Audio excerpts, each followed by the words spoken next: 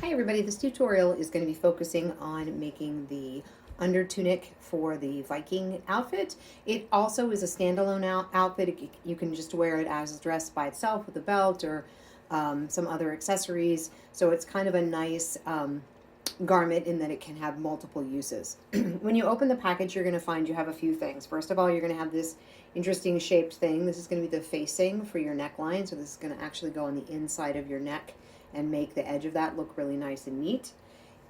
Mine is not the same color as the rest of it. Yours probably is the same color. This has to do with what I had laying around in my sewing room. You're also going to have two body pieces. They're going to be long, hopefully you can see this, long rectangular pieces with a neckline cut out of them.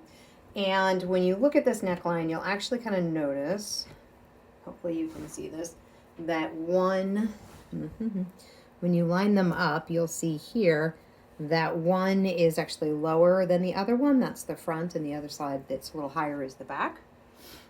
And then you're also going to have two rectangular shaped pieces. These are actually going to be gores for the skirt. And so they actually go on the side of the rectangles to make it a big skirt. And then also then two sleeves,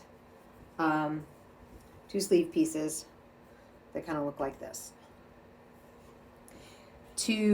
For what you should be bringing for supplies that you should have ready to actually sew, you should have a pair of scissors.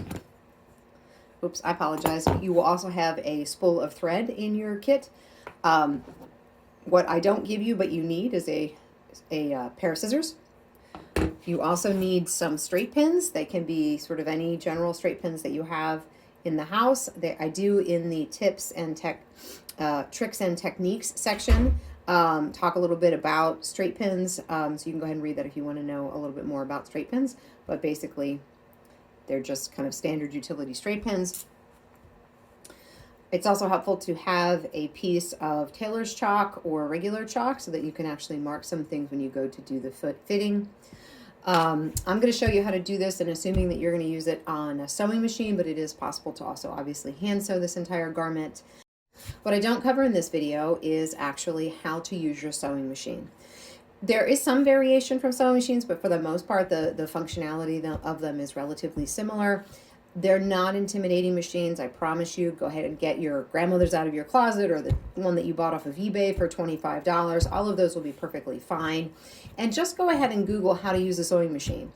If it is a relatively newer machine, like within the last 10 years or so, you can even probably find a video that's directly on how to use your exact model of sewing machine. But if it's a Singer sewing machine, they all tend to function the same, so you can just watch a video on how to use a Singer sewing machine, same with a Baby Lock or a Brother, or whatever the brand is. Most of the time you can find a video of something that's very similar, and that will give you kind of the hint on how to use your sewing machine. But I promise you, they're not really actually very hard to use at all.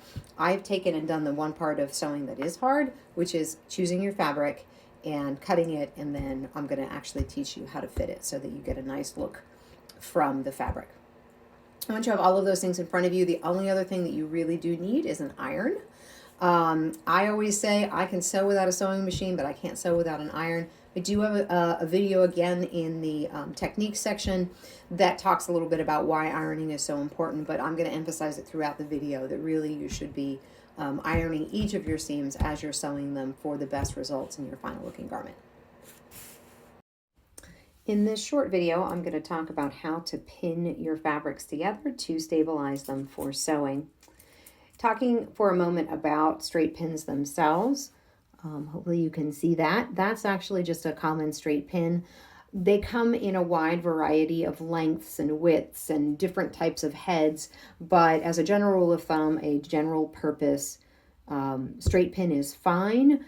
I don't have a lot of those other examples because I only allow one type in my shop. This particular pin has a glass head on it. That means that I can actually iron over it and not worry about it melting onto my fabric. That's just my personal preference. Really, any kind of straight pins that you have in the house will do. When you're pinning, you're almost always pinning right sides of the fabric together, or you can think about it pinning it in a way that this edge here actually becomes your seam edge, and you want that on the inside of your garment. So you're going to start at one end and you're going to put the pins in. And when I'm putting them in, I'm putting them in so that they are perpendicular to the fabric. You want them real straight up and down because you can actually then sew right over those pins. And I'm going to put them in. I usually put them in every couple of inches. It's not really an exact science. The rule of thumb is how, stable do you need the fabric to be when you are working with it in your sewing machine.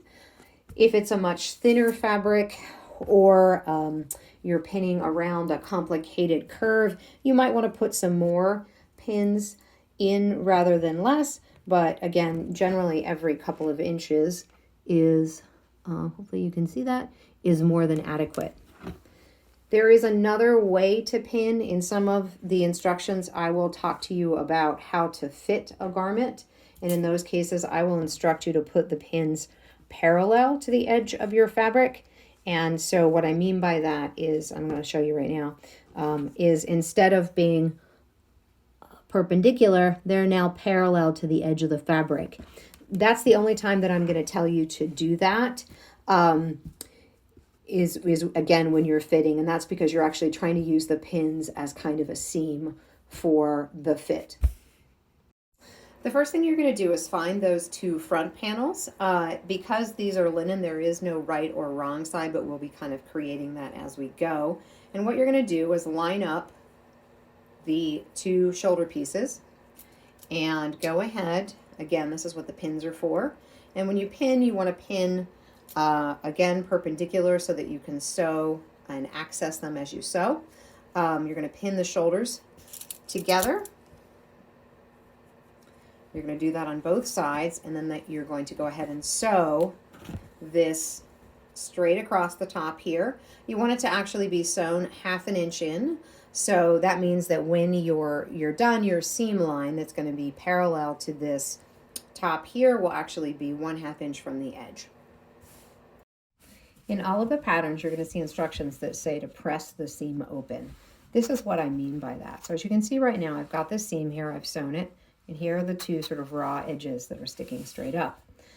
What you're going to do is you're going to actually take your iron, and you're see how I've made the seam, I've opened it up here, and I'm going to press it as I go.